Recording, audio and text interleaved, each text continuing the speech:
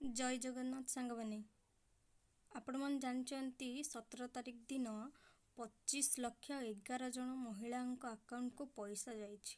किंतु दुखर विषय यह जे श्रीमती प्रभाती परिड़ा मो उपमुख्यमंत्री कहले जे पाखापाखि 97,000 लोकों अकाउंट को पैसा जाई नहीं, कारण से पेंडिंग शो कर ना से कहार डीबीटी लिंक नथिबो, डायरेक्ट बेनिफिशियरी ट्रांसफर लिंक नथिबो, आधार कार्ड भी लिंक नथिबो बैंक सहित जो सीडिंग एवं आउ किछि भी भूल थाई पारे बैंक अकाउंट सहित। से आपन को कहूची जाइकी प्रथमे डीबीटी चेक करते बैंक रे बा निज मोबाइल रे डीबीटी एमती चेक बैंक अकाउंट मारंतु, तापरे माई आधार को जाइकी लॉगिन करंतु।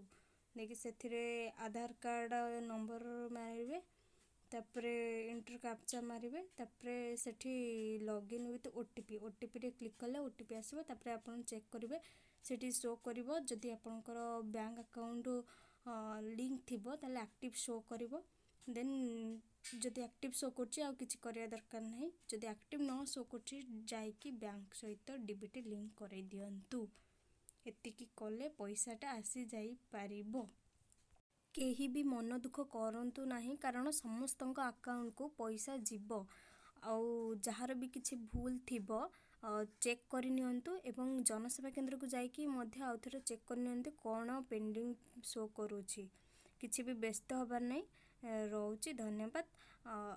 जदि वीडियोटी भल लागिछि ताले लाइक करंतु, शेयर करंतु एंड सब्सक्राइब करंतु। धन्यवाद।